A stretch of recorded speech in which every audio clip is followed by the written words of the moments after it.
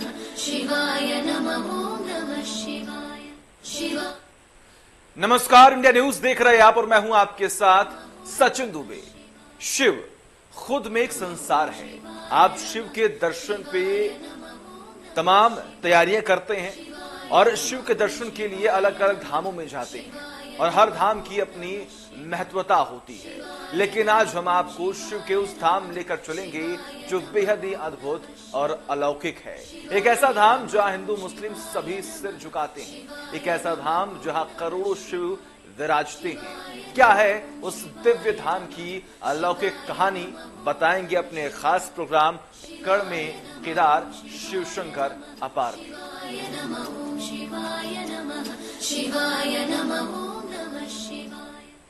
शिव का एक ऐसा संसार जहां शिव तो हैं लेकिन उनका धाम नहीं।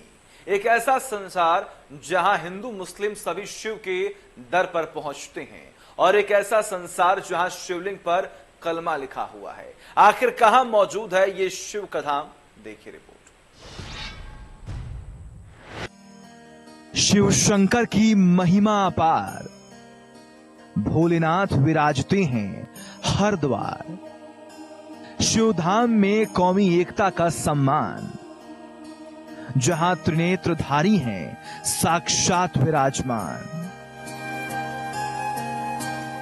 शिव वो नाम जिसमें आपको संसारिक दुनिया के हर भाव का बोध होगा।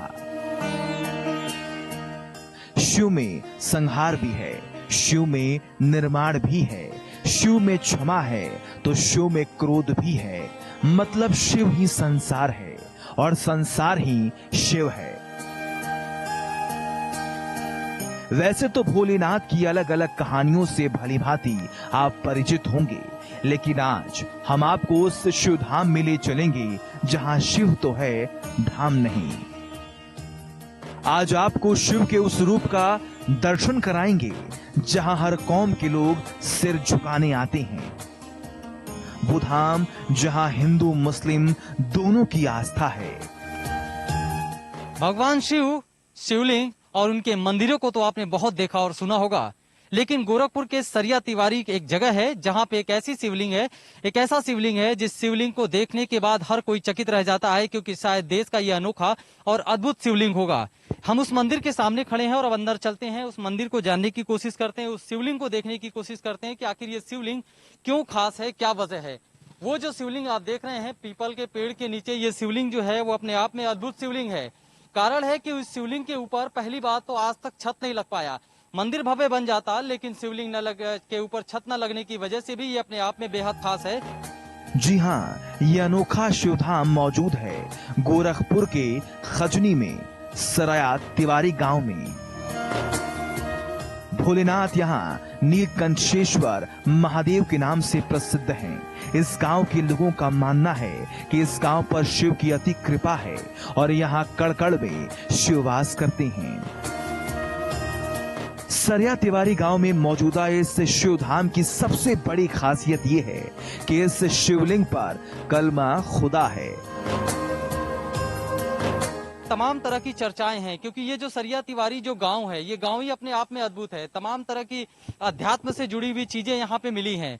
ये जो शिवलिंग आप देख रहे हैं, इस शिवलिंग पे एक कलमा लिखा हुआ है, यानी उर्दू में आपको नजर आएगा कलमा लिखा हुआ। और ये कोई आज का लिखा नहीं हुआ है, ये सदियों से चला आ रहा है। अनंत काल से ये शिवलिंग अपने आप जमीन से प्रकट हुआ है और तब से ये शिवलिंग इसी तरीके से है।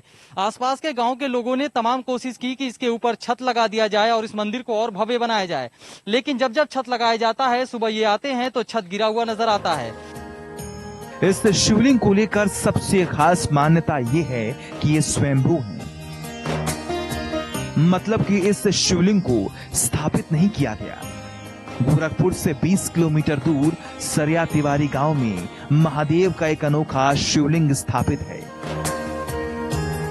जिसे झारखंडी शिव भी कहते हैं। मान्यता है कि यह शिवलिंग कई 100 वर्ष पुराना है। लोगों का मानना है कि इतना विशाल शिवलिंग पूरे भारत में सिर्फ यहीं पर है और शिवलिंग पर मौजूद कलमा के कारण यहाँ हिंदू के साथ साथ मुस्लिम भी आते हैं। मतलब कि शिव का ये वो धाम है जहां से कौमी एकता को लेकर साफ साफ संदेश दिया जाता है। ये पूरी दुनिया का सब पहला ऐसा शिवलिंग है जो अष्टकोणी है और बिना योनि का है। और हम लोगों को याद नहीं, हमारे पूर्वजों को भी याद नहीं, हम लोगों ने सुना है पहले ये टीला के रूप में था। और यहाँ नीचे जब साफ सफाई होती थी तमाम बड़े बड़े अस्थिपंजर शस्त्रास्त्र सब नीचे यहाँ थे। बारिश में बह भी जाता था, हम लोग जब बहुत छोटे थे बच्चे थे तो देखे भी थे।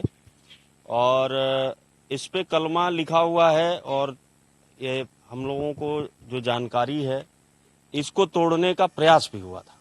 ऐसा न कर पाने की स्थिति में लोगों ने हार मान करके या चाहे जैसे भी या इस उद्देश्य के साथ कि हम इसको लिख देंगे तो लोग पूजा नहीं करेंगे, ऐसा भी कारण हो सकता है। इसलिए इस पर अरबी भाषा में कुछ लिखा गया है। लोग बताते हैं कि हम तो अरबी जानते नहीं हैं, उर्दू जानते नहीं हैं, कि लोग कुछ मुस्लिम लोग बताए कि इस पर ला इलाहा इल्लल्लाह मोहम्मद रसूल अल्लाह लिखा हुआ है। लोगों के अनुसार महमूद गजनवी ने इसे तोड़ने की कोशिश की थी मगर वह सफल नहीं हो पाया। बताया जाता है कि उसने महादेव के इस मंदिर को ध्वस्त कर दिया, जिसके बाद शिवलिंग को उखाड़ने की कोशिश की जिससे इसके नीचे छिपे खजाने को निकाल सके। यहाँ के लोगों के अनुसार गजनवी ने इसके नीचे छिपे खजाने को निकालने के लिए जितनी गहराई तक इसे खुदवाता गया शिवलिंग उतना ही बढ़ता गया। तब से आज तक इस शिवलिंग की महत्वता बढ़ती चली गई और यह दूर दूर से और भक्त दर्शन के लिए यहाँ पर आने लगे। फिर से मैं उस शिवलिंग आपको दिखाऊंगा कि इस शिवलिंग पे बकायदे कहते हैं कि मोहम्मद गजनवी ने इस शिवलिंग पे ये कलमा इसलिए खुदवा दिया था ताकि हिंदू के जो धर्म से लोग जुड़े हुए हैं वो इसकी पूजा न कर पाए। लेकिन जैसे ही वो कलमा खुदाया गया यानी उस पे ला इलाहा इल्लल्लाह मोहम्मद रसूलुल्लाह लिखा, उसके बाद से इसके साथ हिंदू के साथ साथ मुस्लिम धर्म के लोग भी जुड़ गए और दोनों की आस्था भगवान शिव के प्रति जाग गई। और वह उस दिन से लेकर आज तक यहाँ पे उस जम के भीड़ होती है। और कहते हैं कि स्वयंभूत शिवलिंग ये अपने आप में बेहद खास है। आज यह मंदिर सांप्रदायिक सौहार्द का एक मिसाल बन गया क्योंकि हिंदुओं के साथ साथ मुस्लिम भाई भी यहाँ पर आकर इबादत करते हैं। इस शिव को लेकर सबसे खास बात यह है कि शिव के इस दरबार में जो भी भक्त आकर श्रद्धा से कामना करता है उससे भगवान शिव जरूर पूरी करते हैं। मतलब शिव के इस धाम का प्रभाव सिर्फ गोरखपुर में ही नहीं देश विदेश में भी है और यहाँ पर देश विदेश से अलग अलग क्षेत्रों से शिव भक्त आते हैं। इस शिवलिंग को आप देखेंगे तो इस पे कलमा के साथ साथ तमाम तरह की जो आकृतियां आपको नजर आएंगी वो सदियों पुरानी है। यानी माना जाता है कि इस शिवलिंग को यहाँ से हटाने के लिए, इनकी आस्था को खत्म करने के लिए मोहम्मद गजनवी ने यहाँ पे आक्रमण किया था और तमाम तरह के जो है हथकंडे अपनाए थे। लेकिन उसके बाद जब वो हार गया तो यहाँ पे उस शिवलिंग पे कलमा खुदवा दिया गया। लेकिन उसके बाद भी यहाँ पे आस्था कम नहीं हुई। उनका मकसद था कि जब कलमा लिख जाएगा तो हिंदू धर्म की जो आस्था है वो खत्म हो जाएगी। लेकिन न केवल आस्था खत्म हुई बल्कि और भी धर्मों की आस्था इससे जुड़ गई। बहुत पुराना प्राचीन मंदिर है और इसको लेकर के तमाम तरह की प्रथाएं भी यहाँ पे चल रही हैं। कुछ महिलाएं मौजूद हैं, उनसे बात कर लेते हैं क्योंकि ये लोग भी बहुत सदियों से आ रही हैं।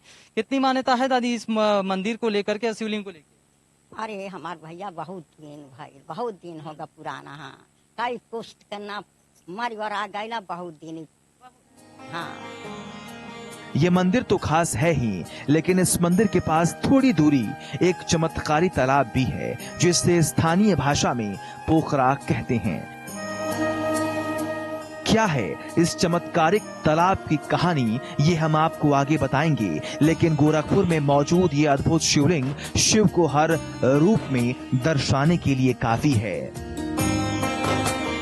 तमाम तरह की प्रथाएं और तमाम तरह के जो एक आस्था है वो लोगों की साफ नजर आती है। और ऐसे में गोरखपुर का ये जो सरिया तिवारी का ये जो गांव है ये अपने आप में ऐतिहासिक गांव है और ये ऐतिहासिक शिवलिंग अपने आप में बहुत कुछ बयां करता है। और शायद यही वजह है कि इस शिवलिंग पे जो कलमा लिखा हुआ है वो अपने आप में बेहद अहम है और देश का ये पहला ऐसा शिवलिंग होगा जो निश्चित रूप से लोगों के लिए अपने आप में आस्था का केंद्र है।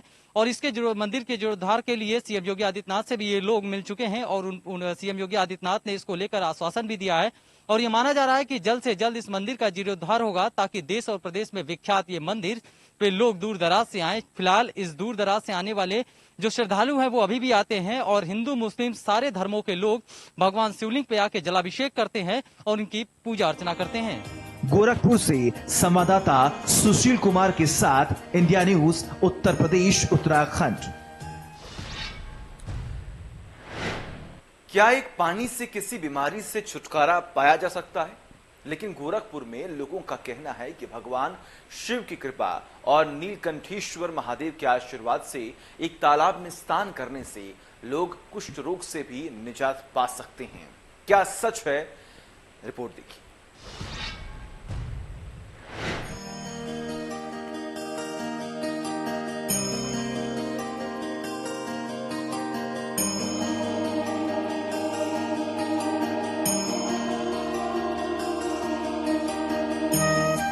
इस चमत्कारिक शिवलिंग के बारे में तो आप जान ही चुके हैं। इस शिवलिंग को लेकर लोगों में तो श्रद्धा है ही, लेकिन इसी शिवलिंग के पास मौजूद पोखरे की कहानी तो और भी अद्भुत है। अद्भुत इसलिए कि मान्यता है कि इस मंदिर के बगल में स्थित पोखरे के जल को छूने से एक कुष्ठ रोग से पीड़ित राजा का कुष्ठ ठीक हो गया था और तभी से लोग चर्म रोगों से मुक्ति पाने के लिए आकर यहाँ 5 मंगलवार और रविवार स्नान करते हैं। कहने को तो इस गांव के कण कण में भगवान भोले का वास है और तमाम आध्यात्मिक चीजें इस गांव से जुड़ी हुई हैं। लेकिन ये जो पुनहवा पोखरा है, इस पोखरे की भी अपनी एक अलग मान्यता है। लोगों की माने तो ये पुनहवा जो पोखरा है, इसमें कभी एक राजा इधर से गुजर रहे थे तो शौच के लिए जब वो रुके थे तो नित्य क्रिया करने के बाद जब वो, चूंकि उन्हें कुष्ठ रोग था, जब उन्होंने हाथ स्पर्श इस पानी में किया तो उनका कुष्ठ रोग ठीक हो गया और उसके बाद से ही वो इतने प्रभावित हुए कि इस पूरे पोखरी की खुदाई कर ढाली और लगभग 7 एकड़ में फैला ये पोखरा पुनहवा पोखरा के नाम से प्रसिद्ध हुआ। और तब से जिसको भी चर्म रोग या तमाम तरह की बीमारी होती है वो इस पोखरे में आके स्नान करता है और उसकी बीमारी ठीक हो जाती है। और यही वजह है कि इस गांव में इसको लेकर के भी मान्यता है। वैसे ये तालाब या पोखरा आपको दिखने में आम लग रहा होगा, लेकिन यहाँ के लोगों की माने तो यहाँ दूर दूर से लोग स्नान करने आते हैं ताकि कुष्ठ रोग से मुक्ति मिल सके। सबसे खास बात यह है कि इस तालाब में सभी धर्म और जाति के लोग आकर स्नान करते हैं। यहाँ भी किसी के आने जाने पर कोई रोक नहीं है। बहुत प्राचीन मान्यता है, चर्म रोग से ही ज्यादा रिलेटेड है। मान्यता है कि अगल बगल के 10-20 कोस के लोग यहाँ पर आकर के और इस पोखरे से में अपने चर्म रोग से संबंधित निरोग होने के लिए आते हैं। और यहाँ से एक डोम राजा बगल से गुजर रहा था, बहुत प्राचीन बात है। और उसको शौच लगी तो जब यहाँ पर हल्का फुल्का जल दिखाई दिया दूर से तो यहाँ पर आकर के शौच की निवृत्ति किया। और शौच की निवृत्ति के बाद जब हाथ में जो कुष्ठ रोग था उनके वो धीरे धीरे अच्छा होने लगा तो वो लौट कर अपने घर से आया और पोखरे के 7 एकड़ में इतनी लंबी खुदाई करवाए और धीरे धीरे ये पोखरा पुनहवा पोखरा के नाम से इसका ख्याति बढ़ता गया। जहां एक ओर इस शिवलिंग को लेकर आस्था है कि इस तालाब को भी लोग उतना ही मानते हैं और जब इस तालाब में लोगों की आस्था हो तो अब इसको लेकर संरक्षण की मांग उठने लगी है, क्योंकि लोगों का कहना है कि ये चमत्कारिक तालाब है, इस पर ध्यान भी दिया जाना जरूरी है, क्योंकि धीरे धीरे शिवधाम के कारण इस जगह को विकसित किया जाना है तो इसे संरक्षित करना बहुत ही जरूरी है। तो इसका मूल उद्देश्य तो यही है कि चर्म रोग, और पहले जब हमारे यहाँ जल का स्रोत ज्यादा नहीं था तो गांव के लोग आकर के यहाँ पानी भी ले जाते थे, पीते थे। जो पुराने दाल जो है गलाने के लिए इस पानी का उपयोग किया जाता था। इस पोखरे की महत्ता यह है कि यहीं से गोगारा नाला का यहीं से जो है स्रोत है, यहीं से उधर से स्रोत जो है आगे जाकर के आगे मिल जाता है गोगारा नाला का रूप। और इसी हमारे बगल में इसी पोखरे से ही एक पुणेश्वर महादेव की स्थापना कराई गई है जो उस किनारे पर है। इस पोखरे की आस्था को तो आप समझ ही चुके होंगे, लेकिन गोरखपुर के इस गांव में शिव को लेकर अगाधा आस्था है।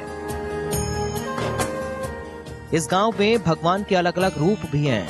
यहाँ शिव अलग अलग रूपों में भक्तों को दर्शन देते हैं। इसलिए तो यहाँ पर चाहे कोई भी महीना हो, भक्त जरूर अपने आराध्य भगवान शिव के दर्शन के लिए आते हैं। इस शिवलिंग की मान्यता बहुत ज्यादा है और एक मान्यता इससे जुड़ी हुई और भी है कि इससे ही इसकी एक शिवलिंग यानी यहाँ से एक नहीं बल्कि 5 शिवलिंग प्रकट हुए थे। इन 5 शिवलिंग में से 4 शिवलिंग को अलग अलग जगहों पर स्थापित किया गया है, वहाँ पे भी जाकर के वो विद्यमान है। गोरखपुर में मौजूद ये शिवलिंग सिर्फ इसलिए खास नहीं है कि इस पर कलमा लिखा हुआ है, ये इसलिए भी खास है क्योंकि ये भारत में मौजूद एक अकेला अष्टकोणीय शिवलिंग है। यहाँ देश के साथ साथ विदेशों से भी भक्त पहुँचते हैं। कितने सालों से इस शिवलिंग को जान रहे हैं और इस मंदिर के बारे में क्या मान्यता है? अब हम लोगों को इसके बारे में मालूम नहीं है। प्राचीन काल से ही है, मतलब निकले हुए हैं जमीन से। इसको कितनी आस्था है आप लोग को इस शिवलिंग और इस मंदिर? बहुत आस्था है, उसका कोई नहीं, बहुत आस्था जी। हमेशा हम हमारा उम्र हमारे पिताजी उनके पिताजी सब लोग बताते हैं इस तरह मूर्ति है। सरिया तिवारी गांव में मौजूद शिव का ये अलौकिक धाम और यहाँ मौजूद ये पोखरा इस गांव को और खास बनाता है। और कहा भी जाता है ना, जहाँ पर शिव का वास है वो स्थान अपने आप में खास है। और जिस स्थान पर ये दिव्य शिवलिंग और खुद भगवान शिव विराजते हों तो ये क्यों ना कहा जाए कि कण कण में केदार शिव शंकर अपार। गोरखपुर से संवाददाता सुशील कुमार के साथ इंडिया न्यूज उत्तर प्रदेश उत्तराखंड। अगर शिव है तो काशी है, मतलब कि शिव जो काशी के कण कण में विराजते हैं, लेकिन काशी मौजूद है शिव का ही वो दिव्य दृश्य जिसे देखकर आप चकित रह जाएंगे, जहां असंख्य शिव शिवलिंग के रूप में विराजते हैं। क्या है इस मठ की कहानी, इस रिपोर्ट में समझिए। काशी और काशी में कहते हैं कि कड़कड़ में शिव विराजते हैं और ऐसे ही कड़कड़ के में शिव विराजने वाले इस शिव नगरी में एक जगह है जंगमबाड़ी मठ। ये मठ वीर शैव संप्रदाय से जुड़े हुए लोगों का है और मान्यता ये है कि यहाँ पे अपने पूर्वजों के शिव के नाम शिवलिंग स्थापित करने से वो देव स्वरूप या ये कहा जाए कि शिव स्वरूप हो जाते हैं। ये जो आप दृश्य देख रहे हैं ये असंख्य शिवलिंगों का है और ऐसे ढेर सारे इस मठ में कमरे हैं, जगह है, स्थान है जहाँ शिवलिंग स्थापित है।